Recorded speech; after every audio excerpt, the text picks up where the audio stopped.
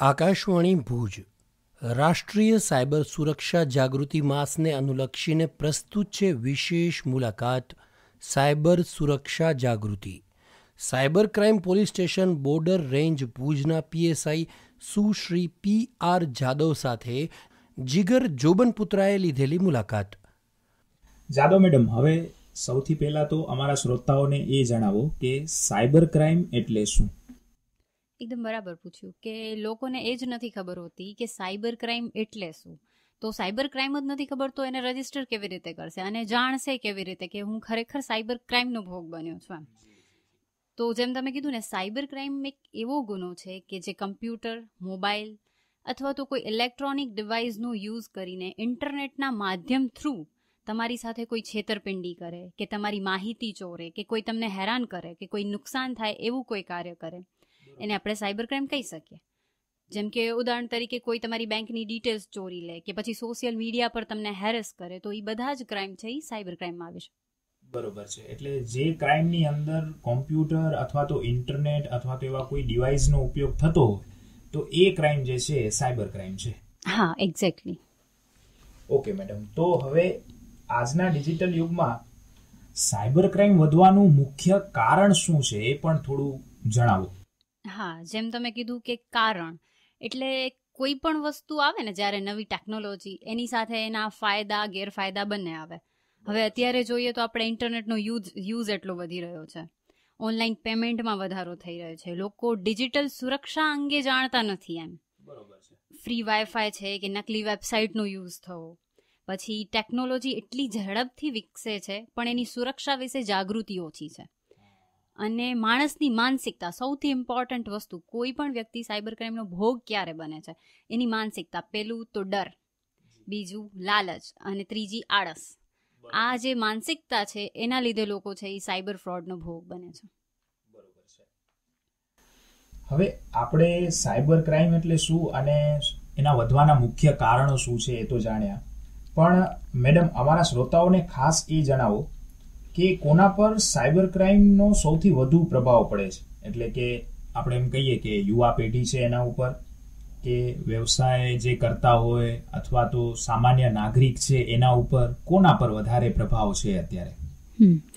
બરાબર છે. જેમ કે સાયબર ક્રાઇમ એવો છે ક્રાઇમ કે જે સૌ પર પ્રભાવ પડે છે, બધા જ લોકો પર.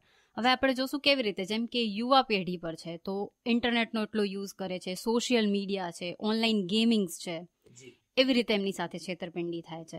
હવે વ્યવસાયો છે તો એમાં ડેટા હેકિંગ થતું હોય છે, પછી રેન્સમવેર ટાઈપના જે હુમલાઓ થતા હોય છે એના લીધે. હવે સામાન્ય નાગરિક છે તો એની સાથે બેંક ફ્રોડ થતા હોય છે, ફિશિંગ લિંક છે એ શેર થતી હોય છે. અને અત્યારે સૌથી જે પીક પર છે, સિનિયર સિટીઝન સાથે જે સાયબર ફ્રોડ થાય છે. તમે સાંભળ્યું જ હશે કે ડિજિટલ અરેસ્ટ. એમાં નિવૃત્ત લોકો છે એ ડિજિટલ અરેસ્ટ જેવા ફ્રોડમાં ફસાઈ જાય છે, જ્યારે કે એવો કોઈ ટર્મ છે જ નહીં ડિજિટલ અરેસ્ટ. બરોબર. મેડમ, ખાસ તો અમારા શ્રોતાઓને એ જણાવો કે આજકાલ મતલબ અત્યારના સમયમાં કયા પ્રકારના એવા સાયબર ક્રાઇમ છે કે જે સૌથી વધારે જોવા મળે છે? બરાબર છે.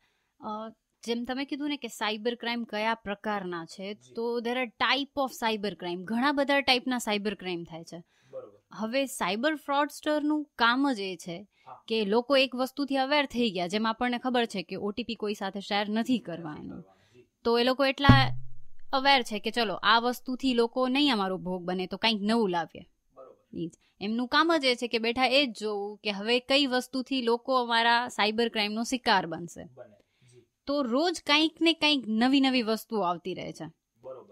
તો હું તમને અમુક સાયબર ક્રાઇમ વિશે કહીશ, જેમ કે ઇન્સ્ટન્ટ લોન એપ ફ્રોડ. હા, હવે એ એવા ટાઈપનો ફ્રોડ છે કે જે આપણે ઇન્સ્ટન્ટ લોન, આપણે કેવું હોય કે નોર્મલી બેંકમાં જઈને લોન લઈએ તો લાંબી એવી પ્રોસેસ છે. હા, જેમાં ઘણા બધા ડોક્યુમેન્ટ સબમિટ કરવા પડે ને આપણું સિબિલ સ્કોર ને ઘણું બધું ચેક કરવામાં આવે છે. હવે જ્યારે કોઈ વ્યક્તિને ઇન્સ્ટન્ટ લોન જોતી હોય ને, એટલે એવી જ વસ્તુ જોઈએ કે ક્યાંથી ફટાફટ મને મળે. બસ એક્ઝેક્ટલી. તો હવે આ લોકો શું કરે, એપ્લિકેશન્સ એવી ડેવલપ કરે છે જે ગૂગલ પ્લે સ્ટોર પર પણ હોય છે. એટલે લોકોને એવું લાગે કે આ એપ્લિકેશન ઓરિજિનલ જ હશે, વિશ્વસનીય છે. બરાબર છે. હવે એવી એપ્લિકેશન જ્યારે ડાઉનલોડ કરે છે તો પેલા લોકો એમની પાસેથી એક્સેસ માંગે છે. કોઈ પણ એપ્લિકેશન આપણે ડાઉનલોડ કરીએ ને એટલે આપણી પાસે એક્સેસ માંગે અમુક, બરાબર, જેમાં આપણે એલાવ કરીને જવા દેતા હોઈએ છે. એ જ ટર્મ્સ એન્ડ કન્ડિશન્સ ક્યારેય વાંચતા જ નથી. એ જ કે ભલે એ કોઈ પણ વ્યક્તિ હોય, ગમે એટલા સ્માર્ટ હોય, તો પણ આપણને એમ કે શું એમાં પડવું છે એમ. એ જ હવે એમાં એ લોકો એવા એક્સેસ લે છે જેમ કે આપણા ફોટોગ્રાફનો એક્સેસ. એ જ એ પણ આપણે અલાઉ કરી દઈએ, કારણ કે અલાઉ નહીં કરીએ તો આગળ જતું નથી. એ જ અને પછી બીજું હોય છે આપણા કોન્ટેક્ટ એક્સેસ. એ જ હવે એટ એ ટાઈમ આપણે એ વિચારતા જ નથી કે બેન્કિંગ એપ્લિકેશન છે, મારે લોન લેવી છે, તો એ લોકોને મારા ફોટો અને કોન્ટેક્ટની શું જરૂર છે. એ જ હવે એ ટાઈમે આપણે એક્સેસ આપી દઈએ છે.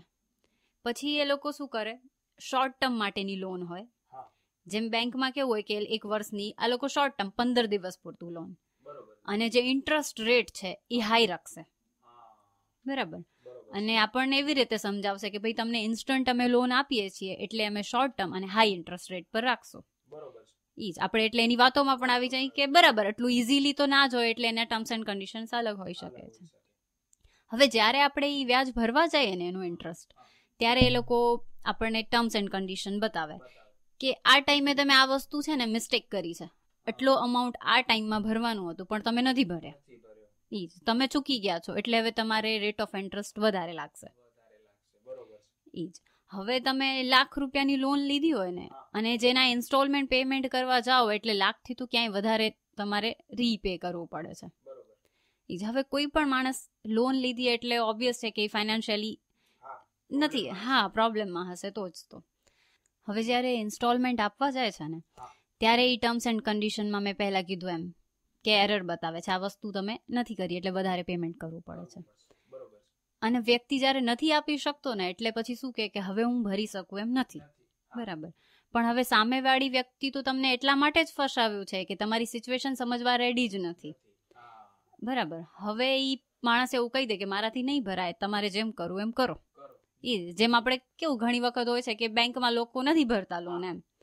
હવે આને એમ હોય કે એમને મારી પાસે કોઈ સિક્યોરિટી તો કઈ લીધું નથી એમ, તો હવે હું નહીં ભરું તો ઇટ ઇઝ ઓકે. પણ હવે લોકો શું કરે, એક આખું મેસેજ રેડી કરે કે તમે દેણેદાર છો, તમે આ લોન લીધી છે, પછી તમે નથી પેમેન્ટ કરતા, અને જે આપણે કોન્ટેક્ટ એક્સેસ આપ્યો છો ને, બધા જ આપણા કોન્ટેક્ટમાં જેટલા વ્યક્તિઓ છે બધાની મેસેજ ફોરવર્ડ કરી દેશે, બરાબર. એટલે હવે આપણી સામાજિક છબી આવે જ્યારે આ વસ્તુ થાય છે એમ, કે આપણા ઘણા બધા રિશ્તેદારો કે બધાને ખબર પડે કે હા આ ભાઈ પર તો આટલો લેણું છે, એ જ, અને પાછા એ ભરતા પણ નથી. હવે એવી રીતનો મેસેજ વાયરલ કરે છે. ઈ જ હવે આવી સિચ્યુએશનમાં લોકો શું કરે કે બીજા કોઈ પાસેથી પણ અમાઉન્ટ લઈ અને એને ઓનલાઈન પેમેન્ટ કરી દે છે. ઈ જ પણ તો પણ પેલા લોકોનું તો કામ જ એ છે કે તમારી પાસે બને એટલા વધારે રૂપિયા લેવા, તમારી કેપેસિટી છે એનાથી તો અનેક ગણા રૂપિયા, બરાબર. હવે તમને ઈ પણ થાય કે ચલો હવે નથી જ મારી પાસે પૈસા તો હું શું કરીશ એમ, એટલે આપણે જવા દે છે કે ભાઈ હું તો પણ હું નહીં ભરું.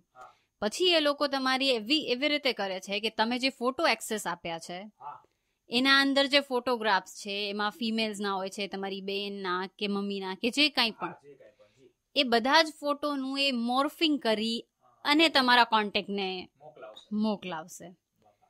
હવે આવી સિચ્યુએશન આવે એટલે ગમે એ પર્સન કેમને ના હોય હલબલી જાય છે. એક્ઝેક્ટલી. પછી કે એટલા નાણાં છે એ ચૂકવી દે છે. હવે આવો એક કેસ હતો કે જેમાં એક સગીર, જેને કહી શકાય માઇનર, કોલેજ સ્ટુડન્ટ હોય એટલે એ નાની એવી લોન લઈ શકે છે 50,000 કેવી કંઈ. આવી જ રીતની એની સાથેની સિચ્યુએશન થઈ. હવે પેલા ભાઈ એને ધમકી આપીને એમ કહે છે કે તું માઇનર છો એટલે અગર તું આ પેમેન્ટ નહીં કર તો શાયદ અમે તમારા પર કોઈ ગુનો નહીં લાગે, પણ તમારા પેરેન્ટ્સને છે આટલા મહિનાની જેલ થશે. એટલે છોકરો છે એ તૂટી જાય કે ભાઈ મને તમારે જેમ કરો એમ કરો. કારણ કે અત્યારની જનરેશન પોતાનાથી નથી ડરતી એમ, પણ જ્યારે ફેમિલી મેટર્સ આવે કે ભાઈ ફેમિલીને ખબર પડશે કે ભાઈ મારા પેરેન્ટ્સ સાથે આવું થશે, એટલે એ પણ જેમ તમે કીધું હલબલી જાય છે. તો ઈ કેસમાં ઈ છોકરાએ બન્યા એટલા પેમેન્ટ કર્યું અને પછી એને કાંઈ રસ્તો ના દેખાણું ને સુસાઇડ કરી લીધું. એ જ કે આપણને આ બધી વસ્તુ એટલી નાની લાગે ને, એમ થાય કે આવું બધામાં અમે નહીં પડીએ અને પડશું તો પણ બચી જશું, પણ એ તમારી સાથે માનસિક સ્થિતિ સાથે એવી રીતનો ખિલવાડ કરે છે કે એમાંથી બહાર નીકળવાનો રસ્તો તમે શોધી જ નથી શકતા. અને એટ ધ એન્ડ સુસાઇડ સુધી પહોંચી જાઓ છો. આ કિસ્સો હતો એક સાયબર ક્રાઇમનો.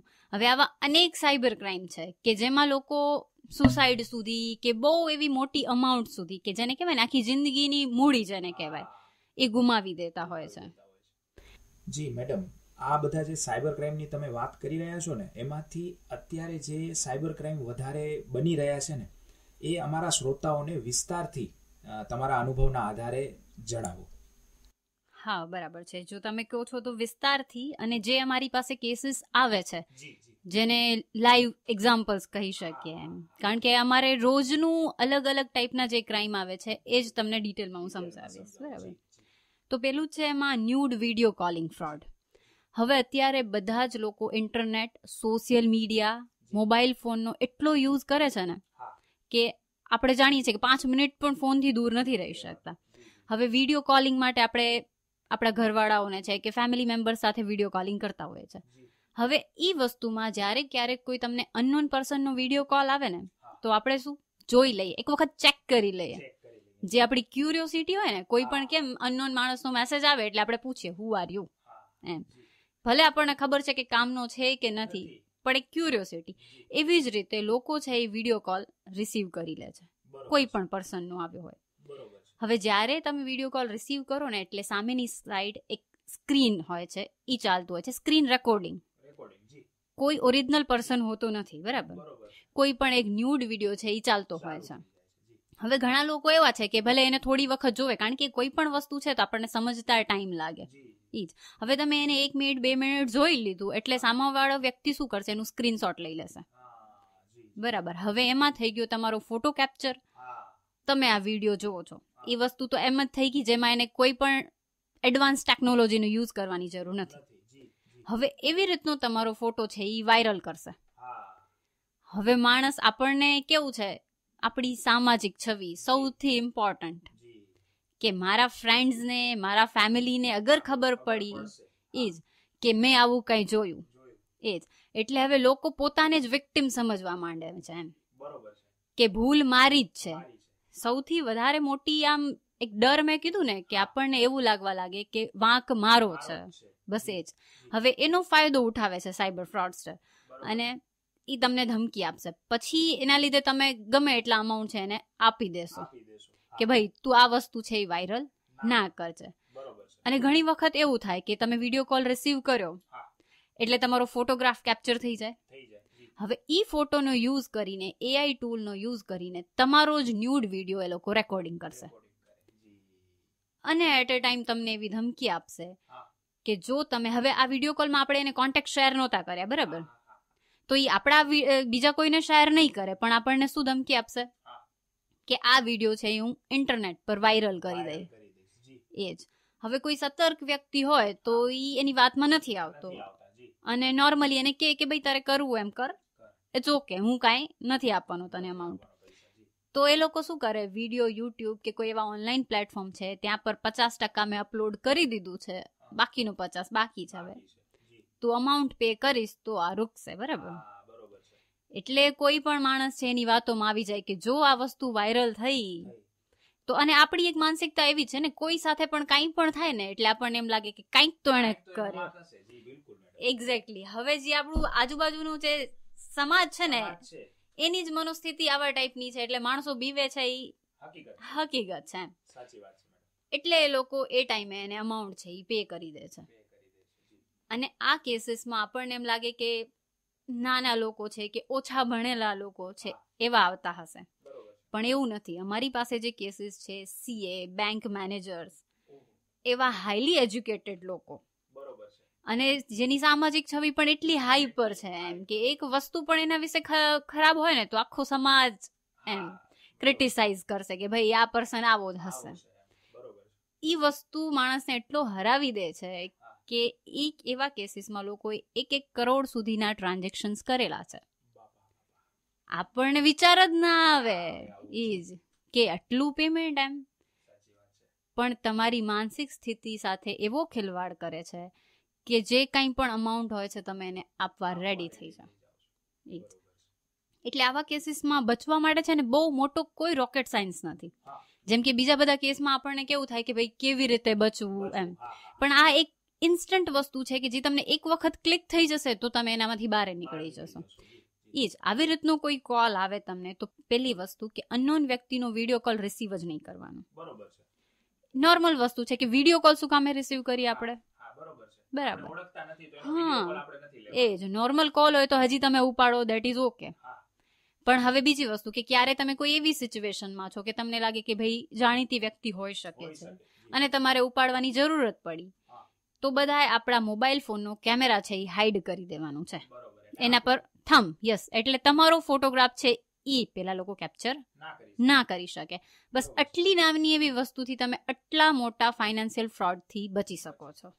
હવે હું છે ને ડિજિટલ અરેસ્ટ, જેમ આપણે સાંભળ્યું અત્યારે એકદમ પીક પર હોય તો ડિજિટલ અરેસ્ટ છે, એને એકદમ જ ડિટેલમાં કે નોર્મલી કેવી રીતે સ્ટાર્ટ થાય છે, કેવી રીતે તમે એનો શિકાર બનો છો અને કઈ રીતે તમે પેમેન્ટ કરો છો, બરાબર? આખું જ તમને ડિટેલમાં હું જણાવીશ કે લોકોને ખબર પડે કે આ સ્ટાર્ટ થયું, દેટ મીન્સ કે આપણે સ્કેમ. હા, બસ એ જ. હવે એમાં શું કરે, તમને એક નોર્મલ કોલ આવશે, બરાબર? હવે એમાં એ લોકો તમને જણાવશે કે ભાઈ હું ઈડી કે સીબીઆઈ કે પોલીસ ઓફિસર છું, બરાબર? અને એવું અધિકારી છે એવું તમને જણાવી અને એવું કહેશે કે તમારા વિરુદ્ધ એક એફઆઈઆર છે, બરાબર? હવે એ એફઆઈઆર ની કોપી પણ તમને સેન્ડ કરશે. હા, હવે એ એફઆઈઆર ની કોપી સેન્ડ કરશે, એની અંદર તમારું આધાર નંબર છે, તમારું નામ છે, બધી જ પરફેક્ટ ડિટેલ્સ હશે. હવે એ જાણીને નોર્મલ વ્યક્તિ જે એજ્યુકેટેડ છે એ તો શિકાર બનશે જ, કારણ કે એ કોપી જોવે છે. અને એ એફઆઈઆર ની અંદર જે ઓફિશિયલી ખરેખર અધિકારી હોય ને એમનો જ સાઇન અને સિક્કા દેખાડશે, એટલે આપણે એકદમ એના ટ્રસ્ટમાં આવી જશું. પછી તમને એવું કહેશે કે તમારો મોબાઈલ નંબર છે એ કોઈ ગેરકાનૂની વસ્તુ છે, ઇલીગલ એક્ટિવિટી છે, કે પછી હમણાં જે અમારી પાસે કેસ આવ્યો હતો ને નવી મોડસ ઓપરેન્ડી, કે જેની અંદર એવું કહે છે કે પહેલગામ વાળો અટેક છે એની અંદર તમારા મોબાઈલ નંબરનો યુઝ થયો છે અને તમારા નામ પરથી બીજા 7-8 mobile numbers, sim card activated છે. હા, અને એ સિમ કાર્ડનો યુઝ કરીને એ પહેલગામ વાળા અટેકમાં જે કંઈ પણ આગળની પ્રોસેસ છે એમાં તમારો હિસ્સો છે, બરાબર? હવે આવી રીતની વાત થાય એટલે લોકો ને આઈડિયા ના આવે એટ અ ટાઈમ એમ. હવે સામેવાળો અધિકારી જે તમારી સાથે વાત કરે છે એ નોર્મલ કોલ પછી તમને એવું કહેશે કે હું તમને વિડીયો કોલ કરું, તમારે રિસીવ કરવાનું રહેશે, એટલે આપણે એ રિસીવ કરીએ. હવે જેવો તમે વિડીયો કોલ રિસીવ કરો એટલે સામે એક પોલીસ ઓફિસર હશે વિથ યુનિફોર્મ, અને આજુબાજુનું જે પણ એન્વાયરમેન્ટ એક ઓફિશિયલ ઓફિસ જેવો હશે કે ખરેખર પોલીસ સ્ટેશન થી વાત કરે છે એવું. પૂરો સેટઅપ જ એવી રીતનું છે કે તમને એમાં ક્યાંય એવું ના લાગે કે આ સ્કેમ હોઈ શકે છે, બરાબર? અને જેમ મેં કીધું કે આમાં એ લોકો કોને ટાર્ગેટ કરે છે, નિવૃત્ત વ્યક્તિ, સિનિયર સિટીઝન. હવે એની સાથે જયારે વાત કરે ને એટલે એવી રીતના વાત કરે, ઇમોશનલ કનેક્શન્સ બનાવે કે અમને એવું લાગે છે કે ખરેખર તમે આ સ્કેમ નથી કર્યો પણ તમે ભોગ બન્યા છો, કે ભાઈ તમારો સિમ કાર્ડ બીજા કોઈએ યુઝ કર્યો છે, એ અમને ખબર છે પણ હવે પ્રૂફ છે એ બધા જ તમારા ખિલાફ છે, એટલે અમે ડાયરેક્ટલી તમને કાંઈ પણ હેલ્પ કરી શકીએ એમ નથી. હવે પછી તમારી સાથે હમદર્દી બતાવી અને તમને શું બીજા બધા ડોક્યુમેન્ટ્સ પણ મોકલશે, જેમાં સુપ્રીમ કોર્ટના ડોક્યુમેન્ટ્સ હોય. હા, ઈ કે આમાં એવું છે કે તમારે અહીંયા આવવું પડે એમ છે આ પોલીસ સ્ટેશનમાં. હવે ઈ જે સાયબર ક્રાઇમ પોલીસ સ્ટેશન હોય, જેમ કે સ્કેમ ભુજમાં થયો હોય તો એને દિલ્હી બોલાવશે, કે તમારે 1 દિવસ કે 2 દિવસની અંદર અહીંયા પહોંચવું પડે અને આગળની પ્રોસેસ છે એ જેમ છે એવી રીતે થશે. અને પછી હમદર્દી બતાવીને એને એવું કહેશે કે જેમ કે તમે સિનિયર સિટીઝન છો તો હવે અમારી પાસે એવી વસ્તુ છે કે અમે તમને ડિજિટલી અરેસ્ટ રાખશું અને આગળની પ્રોસેસ છે એ જેમ કરીશું, બરાબર? બધું જ ઇન્વેસ્ટિગેશન અમે કરીશું. અને એ વ્યક્તિને એવું કહેવામાં આવે છે કે આ વસ્તુ તમે કોઈ સાથે શેર કરતા નહીં. જો તમે એક વખત શેર કર્યું અને બધાને જો ખબર પડી ગઈ તો અમે તમને હેલ્પ નહીં કરી શકીએ. પછી જે ઓફિશિયલ એક્શન કે તમારા ખિલાફ લેવા પડશે એ લેવા જ પડશે. અને પછી તમને એક્ટ બતાવશે કે જો આવી રીતના તમારું જે નેશનલ સિક્યુરિટીની વાત આવીને જેમ કીધું કે પહેલગામ અટેકમાં તમારું નામ છે, તો આમાં આ મોટા મોટી કલમો બતાવશે, તમને એટલી મોટી સજા થઈ શકશે, કે એટલું પેમેન્ટ થઈ શકે એમ છે, આવી બધી વસ્તુઓ તમને કહેશે. એટલે માણસ છે એ ડરી જાય. હવે એ એટ એ ટાઈમ તમારી પાસે કોઈ રૂપિયાની માંગણી નથી કરતા, કાંઈ જ નથી કરતા. એક દિવસ તમને ડિજિટલી અરેસ્ટ રાખ્યા, પાછા બીજી દિવસે આવશે, એ 24 કલાક તમને એવું કહે છે કે તમારે વિડીયો કોલ ચાલુ રાખવું પડશે. હા, આખો દિવસ 24/7. તમે ક્યાંય બહારે જાઓ છો તો પણ તમારો વિડીયો કોલ ચાલુ જ હોવો જોઈએ. કારણ કે લોકોને શું કે અમે તમને ડિજિટલી અરેસ્ટ કર્યા છે, તો તમારે 24 કલાક છે હાજર રહેવું જ પડશે એમ. હવે આવી વસ્તુ જોઈને લોકો બી જાય છે. હવે લોકોને એની પાસે ડોક્યુમેન્ટ છે, પ્રૂફ છે, એટલે એવું લાગે કે નહીં, મારા ખિલાફ બધા જ પ્રૂફ છે, તો હવે મારે આમાંથી બહાર નીકળવું પડે છે. હવે ફ્રોડસ્ટર તમને એક રસ્તો બતાવશે કે આમાંથી કેવી રીતે તમે બહાર નીકળી શકો છો. એટલે તમને એવું કહેવામાં આવશે કે એક રિઝર્વ અકાઉન્ટ બનાવશું તમારા નામનું, અને આ બધા માટેની જે કંઈ પણ પ્રોસેસિંગ ફીસ લાગશે એ તમારે અકાઉન્ટમાં છે એ નાખવી પડશે. હવે એ તમને પૂરા ટ્રાન્ઝેક્શન્સ મોકલશે કે ભાઈ આટલા અમાઉન્ટનું ટ્રાન્ઝેક્શન તમારે આ અકાઉન્ટમાં કરવાનું રહેશે, અને અમે અમારી ઇન્વેસ્ટિગેશન ચાલુ રાખશું. જો એમાંથી એવી રીતે સાબિત થઈ જશે કે તમે નિર્દોષ છો, તો તમારો અમાઉન્ટ છે તમને પાછો મળી જશે. એટલે વ્યક્તિ છે એની વાતોમાં આવી જવાનું છે. એટ ધ સેમ ટાઈમ એની સાથે એવી રીતનું રિલેશન બનાવે છે ને આપણને એમ લાગે કે એ ભાઈ મારા જ સપોર્ટમાં છે, એટલે એટલો ટ્રાન્ઝેક્શન કરી નાખશે. અને જેવી રીતનું એ ટ્રાન્ઝેક્શન કરશે, જેમ કે કીધું ને 3-4 ટ્રાન્ઝેક્શન્સ કરાવે અને મોટી અમાઉન્ટમાં.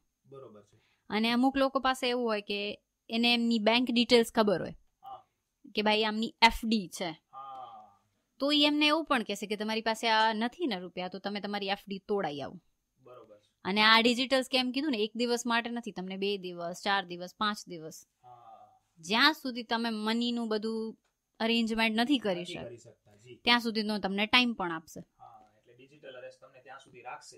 હા, હવે આમાં લોકો FD તોડાઈ આવે છે અને એને પેમેન્ટ સુધા કરી દે છે. અને જ્યારે બધા જ પૂરા થઈ જાય કે હવે કાંઈ પૈસા નથી, કોઈ અકાઉન્ટમાં ક્યાંયથી ભેગું નથી થતું, ત્યારે એ લોકો ગાયબ થઈ જાય છે. વસ્તુ પૂરી ત્યાં.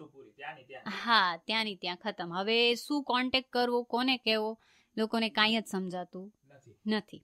અને આવી રીતના હવે હું છે ને તમને કેસીસ કહીશ કે આપણને એમ થાય કે શાયદ આવું ના થાય, અમારી આજુબાજુમાં ના થાય, કે ભાઈ નથી પોસિબલ, તો હું તમને કેસ કહીશ. એક વડોદરાનું હતું કે જેમાં વૃદ્ધને 45 દિવસ સુધી ડિજિટલ અરેસ્ટ કર્યા, અને એમાં 1.58 કરોડનો ફ્રોડ થયો એમની સાથે. અને સાણંદમાં એક સ્કૂલના ટ્રસ્ટી કે જેમની સાથે 2 કલાક ડિજિટલ અરેસ્ટ કર્યા, અને એમની સાથે 50 લાખ રૂપિયા છે એ પડાવી લીધા માત્ર 2 કલાકમાં. અને હવે આપણા કચ્છની વાત કરીએ તો અંજારમાં એક નિવૃત્ત વૃદ્ધને 3 દિવસ ડિજિટલી અરેસ્ટ કર્યા અને 36.50 લાખ. એ જ કે આપણી આજુબાજુના લોકો આવી રીતે ડિજિટલી અરેસ્ટ થઈ જાય છે અને આટલો મોટો અમાઉન્ટ છે એ ભરી દેતા હોય છે. અને એક મહિલા શિક્ષિકા સાથે આ ડિજિટલ અરેસ્ટમાં આખરે એમણે એમનો જીવ ગુમાવ્યો. મધ્યપ્રદેશનો કેસ છે. 35 વર્ષની મહિલા કે એને સતત રાત અને દિવસ પૈસા માંગ કરવાથી છેલ્લે એમને કોઈ જ ઓપ્શન ના મળ્યો અને એમને સુસાઇડ કરી લીધું. જી, એટલે ઘણીવાર આપણે એવું લાગે છે કે આપણી આસપાસ આવા કેસ નથી થતા હોતા, પણ એવું નથી. મતલબ કે આપણી આસપાસ, જેમ મેડમ કહી રહ્યા છે, એમ આપણી આસપાસ જ ડિજિટલ અરેસ્ટના આટલા બધા કેસ બનેલા છે. અને ઘણી વખત આપણે આપણી રીતે પણ જોવું જોઈએ કે આપણી આજુબાજુમાં કોઈ વૃદ્ધ વ્યક્તિ છે, કોઈ એવો પર્સન કે ભાઈ જે નિવૃત્ત થયું છે, એના અકાઉન્ટમાં રૂપિયા હોવાના ચાન્સીસ છે, તો એમને પણ આપણે ચેક કરતા રહેવું જોઈએ કે ભાઈ એમના હાવભાવમાં કઈ ડિફરન્સ આવે છે. કારણ કે એ લોકો કેવું કરે છે કે કોઈને કહેવાનું નથી. હા, પ્રેશર બનાવે છે અને એ વ્યક્તિ કોઈને જણાવતો નથી. એટલે આપણે આપણા લોકોને જણાવવું જોઈએ કે ભાઈ આવા ટાઈપનો સ્કેમ પણ થઈ શકે છે. અને ઇન કેસ જો તમે કોઈ આવા ફ્રોડનું ભોગ બનો છો તો લોકોને જણાવો. આપણે જે બી જઈએ છે ને કે નહીં કહેવાનું, કોઈને પણ, ફ્રેન્ડને કયો, આજુબાજુ વાળા પડોશીઓને કયો, કોઈને પણ જણાવો. કારણ કે ઈ વસ્તુ કહેવાથી તમારું 50% સ્ટ્રેસ તો એમને ઘટી જાય છે. ડિજિટલ અરેસ્ટની જેમ જ AI નો યુઝ અત્યારે વધી રહ્યો છે. હરેક જગ્યાએ, જેમ કે હમણાં બહુ બધા ટ્રેન્ડ્સ આવે છે કે ફોટોગ્રાફ અપલોડ કરો. હવે આપણને નથી ખબર કે આપણે જે ડેટા અપલોડ કરીએ છીએ કયા વ્યક્તિ પાસે જાય છે અને કેવી રીતે એનો યુઝ કરી શકે છે. હવે AI ટૂલથી એવું થાય છે કે આપણું વોઇસ ક્લોનિંગ થઈ શકે છે. હવે આપણે કેવું પહેલા એવું હતું કે આપણે ફોટોગ્રાફ અપલોડ કરીએ એટલે કોઈક મોર્ફિંગ કરે. હવે આપણે ક્યાંક આપણો વિડીયો અપલોડ કર્યો હોય, ક્યાંય વોઇસ રેકોર્ડિંગ અપલોડ કર્યો હોય, તો એનું પણ એ લોકો કોપી કરી અને ક્લોનિંગ કરી શકે છે. હવે એ એવી એપ્લિકેશન્સ છે કે તમારા જેવા ને જેવો વોઇસ છે એ પાછું બની જાય. ક્લોનિંગ દેટ મીન્સ બરાબર ને, કે સેમ સ્પીચ આવી જાય. હા, અવાજ આપણા જેવો જ. હવે એ કાંઈ પણ એપ્લિકેશન અમે એક વખત ટ્રાય કરીને પણ જોયેલું કે જેમાં કાંઈ તમે મેસેજ ટાઈપ કરો ને એટલે તમારા જ અવાજમાં બોલે. તમને પણ એમ થાય કે હા તો ઓરિજિનલ મારો અવાજ છે. બસ. હવે આ સ્કેમ કેવી રીતનું હોય છે, અહીંયા જ ભુજનો જ હમણાં જ અમે આર્મી કેમ્પમાં એક અવેરનેસનું પ્રોગ્રામ કર્યું. ત્યારે એક ટીચરે કીધું કે એમની છોકરી છે, ડોક્ટર છે. હવે એમને કોલ આવ્યો કોઈ અનનોન પર્સન પરથી અને કીધું કે તમારી ડોટરનું છે એક્સિડન્ટ થઈ ગયો છે અને ઇન્સ્ટન્ટ કે અમે એમને હોસ્પિટલ પહોંચાડ્યા છે અને ઇન્સ્ટન્ટ તમારે છે આટલો અમાઉન્ટ છે અમારા અકાઉન્ટમાં મોકલી દો. એટલે માણસને કાંઈ સૂઝે કાંઈ જ ન સૂઝે. એટલે એક્ઝેક્ટલી એમણે અમાઉન્ટ ટ્રાન્સફર કરતા પહેલા એક વખત એમની છોકરી સાથે વાત કરવાનું વિચાર્યું. તો છોકરી કે મતલબ એવી રીતના હાલતમાં બોલે છે કે હા, એટલે આપણને અવાજ પરથી લાગે કે ભાઈ અમારી છોકરીની આ છે. હા હા, કાંઈ ઘટના બની છે. એટલે એનો અમાઉન્ટ એટલો ટ્રાન્સફર કરી દીધું. પછી બીજા દિવસે જ્યારે રજા લેવા જાય છે ને એમના પ્રિન્સિપલ પાસે કે ભાઈ મને ઇન્સ્ટન્ટ જવું પડે એમ છે, હું નીકળું છું, ત્યારે એમને સજેસ્ટ કર્યું કે એક વખત તમે એના ઓરિજિનલ નંબર પર કોલ કરીને ચેક કરી જુઓ એમ, પછી જાઓ. ત્યાં સુધી એમને અમાઉન્ટ ટ્રાન્સફર કરી દીધું હતું. અને પછી જ્યારે કોલ કર્યો તો એમની છોકરી તો એમની સાથે વાત કરતી હતી કે પપ્પા હું બરાબર જ છું, મને કાંઈ જ નથી થયું. એ જ કે AI વાળા જે વોઇસ ક્લોનિંગ થી બચવા માટે શું કરવાનું હતું, નાનું એવું ક્રોસ વેરીફાય. પણ વ્યક્તિનો તમને કોલ આવ્યો છે એ નંબર સિવાય તમારા જે પણ હા ઓરિજિનલ નંબર છે એના પર કોલ કરીને ચેક કરો. હવે આવી રીતે કોઈ આપણું ફ્રેન્ડ છે, એનો કોલ આવે કે ભાઈ હું અહીંયા અટકી ગયો છું, તું છે એ મને 500 કે 1000 રૂપિયા ટ્રાન્સફર કર. તો એટલા અમાઉન્ટ માટે તો આપણને શું હોય કે કઈ ક્રોસ વેરીફાઈ કરવાની જરૂર ના, આપી દો. હવે એ તમને QR કોડ આપે એટલે તમે સ્કેન કરી નાખો, પણ હવે એમાં તમારા અકાઉન્ટમાં જેટલા રૂપિયા છે બધા જ ટ્રાન્સફર થઈ જાય. એ જ આપણને એક કીધું ને કે એમ હોય કે ભાઈ એટલા માટે હું શું એને પૂછું, ક્રોસ વેરીફાઈ કરું. એ જ એટલે આવી રીતે કોઈ અનનોન નંબર પરથી જો તમને કોલ પણ આવે છે અને એ ખરેખર અવાજ તમારા જાણીતા વ્યક્તિનું છે તો પણ એક વખત ચેક કરવું. બરોબર છે. એટલે એ વોઇસ ક્લોનિંગ હોઈ શકે છે. કદાચ તમે જેનો અવાજ સાંભળો છો એ અવાજ સાચો છે પણ એ મેસેજ ખોટો છે જે તમને પહોંચાડવામાં આવી રહ્યો છે. એક્ઝેક્ટલી. જમ્પ ડિપોઝિટ એ ટાઈપનો સ્કેમ છે કે જેની અંદર કેવું હોય કે તમને મેસેજ આવે કે તમારા અકાઉન્ટમાં 5000 રૂપિયા ક્રેડિટ થયા છે, ટેક્સ્ટ મેસેજ તમારા અકાઉન્ટ નંબર સાથે. એટલે હવે નોર્મલ વ્યક્તિ શું કરે, ચેક કરશે કે ખરેખર રૂપિયા આવ્યા છે કે નહીં. હવે એટ એ ટાઈમ તમે તમારું જે કંઈ પણ બેંક ક્રેડેન્શિયલ છે એમાં UPI એન્ટર કરીને ચેક કરો બેલેન્સ, તો એ લોકોએ મની રિક્વેસ્ટ એડ કરેલી હોય અને જેવા તમે તમારા પિન એન્ટર કરો ને એટલે એ મની રિક્વેસ્ટ છે એ એક્સેસ થઈ જાય અને તમારા અકાઉન્ટમાંથી જે રૂપિયા ઉપડી જાય. હા, આવ્યા તો કાંઈ હતા જ નહીં, પણ એટ એ ટાઈમે એ લોકોએ ઓનલાઈન એવી રીતની એક મની રિક્વેસ્ટ મોકલેલી હોય કે તમે તમારું પિન એન્ટર કરો ને એટલે એ એક્સેસ થાય, તમારું બેલેન્સ ચેક નથી થતું, ઉપડી જાય છે એમ બતાવે છે એવું કે ખરેખર ક્રેડિટ થયા છે. તો આ સ્કેમમાં આપણે શું કરીએ કે ક્યારે કોઈ અનનોન પર્સનના ઘણા બધા આપણને મેસેજ આવતા હોય કે 10,000 ક્રેડિટ થયા, 5,000 ક્રેડિટ થયા, એના પર એટ એ ટાઈમ આપણે રિસ્પોન્સ નહીં આપીએ. અને ઇન કેસ તમને એમ થાય કે નહીં ખરેખર મને ચેક કરવાની જરૂર છે તો ફર્સ્ટ ટાઈમ છે રોંગ પિન આપણે એન્ટર કરીશું એટલે એની જે મની રિક્વેસ્ટ હતી કેન્સલ થઈ જશે અને પછી છે તમે તમારો અકાઉન્ટની ચેક કરી શકો છો બેલેન્સ. બરાબર. હવે એક છે ટાસ્ક ફ્રોડ. હવે એમાં એ લોકો શું કરે, ટેલિગ્રામ પરથી તમને જનરલી લિંક આવતી હોય.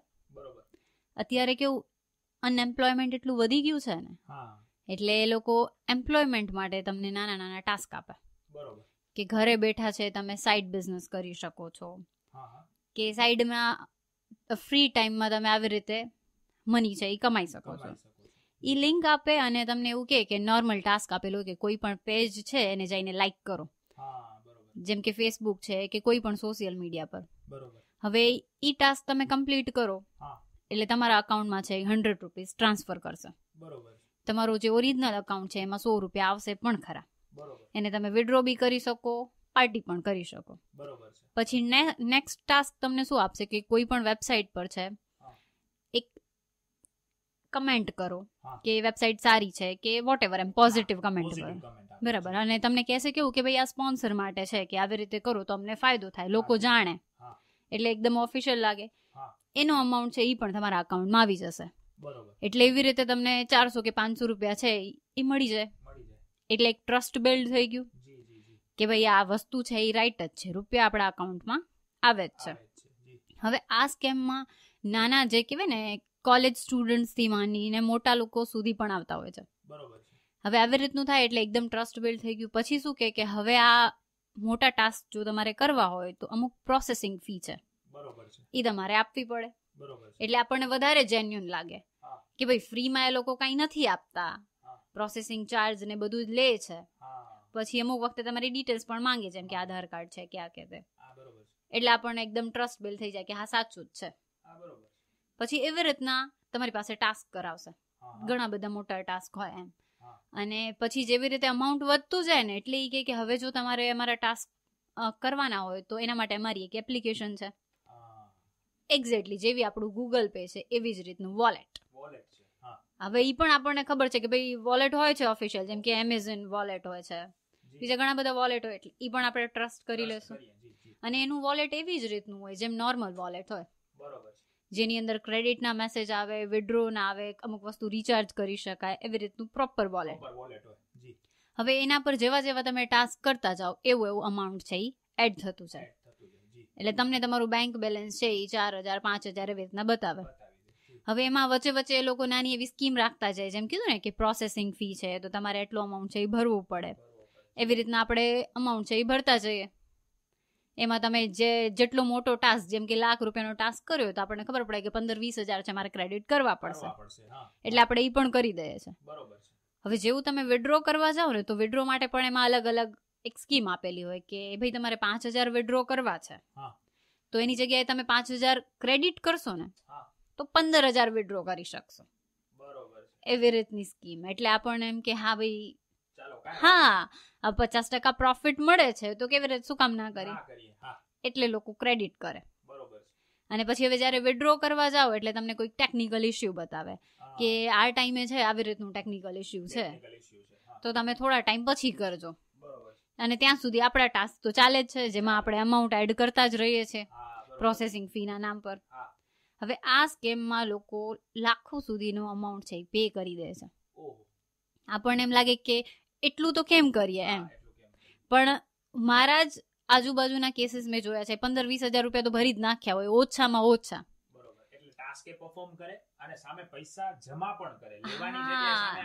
આપે.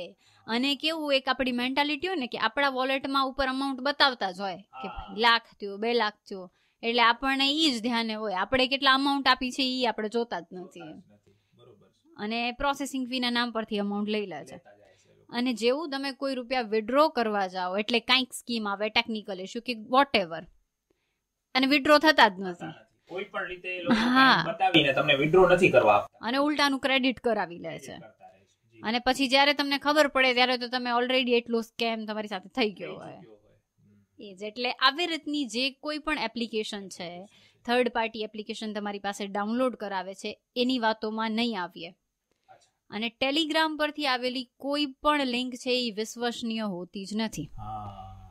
બરોબર છે. એટલે આવી કોઈ લિંક અગર શ્રોતા મિત્રોને મળે છે તો આ લિંક વિશ્વસનીય નથી, એ તમારે જાણી લેવાની જરૂર છે.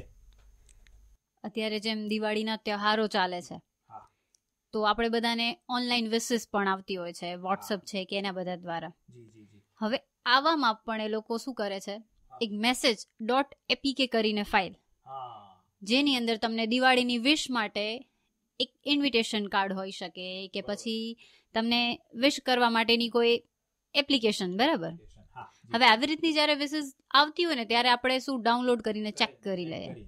હવે .apk વાળી એવી ફાઇલ છે કે એની અંદર એવી રીતનું માલવેર સેટઅપ કરેલું હોય છે કે તમારા ઓટીપી છે એ ટ્રાન્સફર થઈ જાય છે, તમારો ફોન છે એ ટોટલ હેક થઈ જાય છે.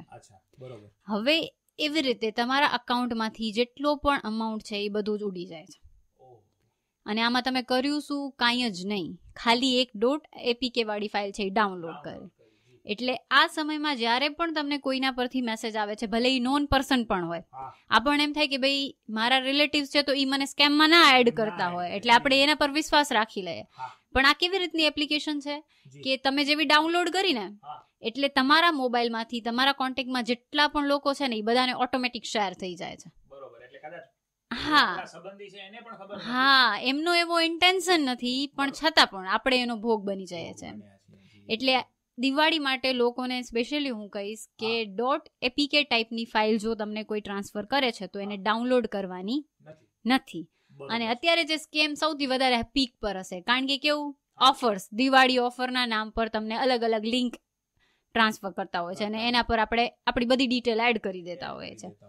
એટલે અત્યારે છે એ ખોટી સ્કેમમાં આપણે નહીં આવી જઈએ, બરોબર ને? બરોબર છે. મેડમ, તમે આટલા બધા સરસ સાયબર ક્રાઇમ વિશેની વાત કરી, આમ તો સરસ ન કહેવાય, પણ તમે જે રીતે સમજાવ્યું, હવે ખાસ અમારા શ્રોતાઓને એ જણાવો કે જે પણ તમારી પાસે સાયબર ક્રાઇમથી પીડિત વ્યક્તિ આવે છે એની મનોદશા કેવી હોય છે અને એને જે બાકીના લોકો છે એ કેવી રીતે એને મદદ કરી શકે આ વસ્તુમાંથી ઉગરવા માટે?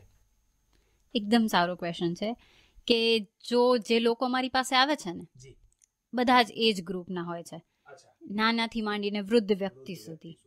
હવે કોઈ પણ વ્યક્તિ જ્યારે સાયબર ક્રાઇમનો ભોગ બનેલો હોય છે ને, આ કોઈ એક દિવસની ઘટના નથી કે તમે ઘણા ટાઈમથી એનાથી પીડાતા હોવ છો. એટલે એ માણસની અંદર ભય, જેમ મેં કીધું હતું ને, ડર, એક ચિંતા, અને જ્યારે આ ડિજિટલ અરેસ્ટ જેવા સ્કેમ છે કે સોશિયલી તમને કોઈ હેરેસ કરતું હોય તો એના આત્મવિશ્વાસમાં જે ઘટાડો થઈ જાય છે, કોન્ફિડન્સ લેવલ એનું એકદમ જ લો થઈ ગયું હોય છે. પછી સામાજિક શરમ, કોઈ પણ વસ્તુ તમારી સાથે થાય એટલે સૌથી પેલું આપણને સમાજ દેખાય છે. સામાજિક શરમ, એટલો એકલતા અનુભવે છે, કારણ કે આજુબાજુનું એન્વાયરમેન્ટ જ આપણે એને એવું નથી આપતા કે એ વસ્તુ શેર કરી શકે. એટલે એ માણસ અંદર અંદર એટલો મૂંઝાયેલો હોય છે કે એને જોઈને જ આપણને એમ થાય છે કે કેવી રીતે સૌથી પહેલા સ્કેમને સાઈડમાં રાખી દો, આનું મેન્ટલ સ્થિતિ સ્ટ્રોંગ બનાવીએ. એ જ. અને ગુસ્સામાં હોય છે, ડિપ્રેશનમાં આવી જાય છે લોકો. એટલે મારું એક લોકોને એવું કહેવું છે કે ક્યારે પણ તમે કોઈ સાંભળો ને કે ભાઈ આ વ્યક્તિ સાથે સ્કેમ થયો છે, કોઈ પણ પ્રકારનો ડિજિટલ હોઈ શકે, એ ન્યૂડ વિડીયો કોલિંગ હોય કે એના અકાઉન્ટમાંથી રૂપિયા ઉપડી ગયા હોય, તો આપણે એને ક્રિટિસાઇઝ નહીં કરીએ. એ જ કે ભાઈ આ વ્યક્તિ આવા સ્કેમમાં આવી ગયો, એમ જે આપણને લાગે ને, લાગતો જ તો કે આવો જ હશે. એ જ ઈ જે આપણે માણસોને જે તોડી નાખીએ છીએ ને એના લીધે સ્કેમ બહાર નથી આવતા, લોકો રિપોર્ટિંગ નથી કરતા.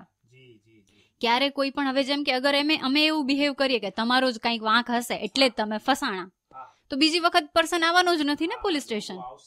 કેવી રીતે તમને, કારણ કે તમે જેને તોડી પાડો છો, એક તો ઓલરેડી પર્સન ડિપ્રેસ છે, હવે આજુબાજુના લોકો પણ એને વધારે જો ડિપ્રેશનમાં નાખશે તો પછી માણસ કેવી રીતે બહાર આવશે?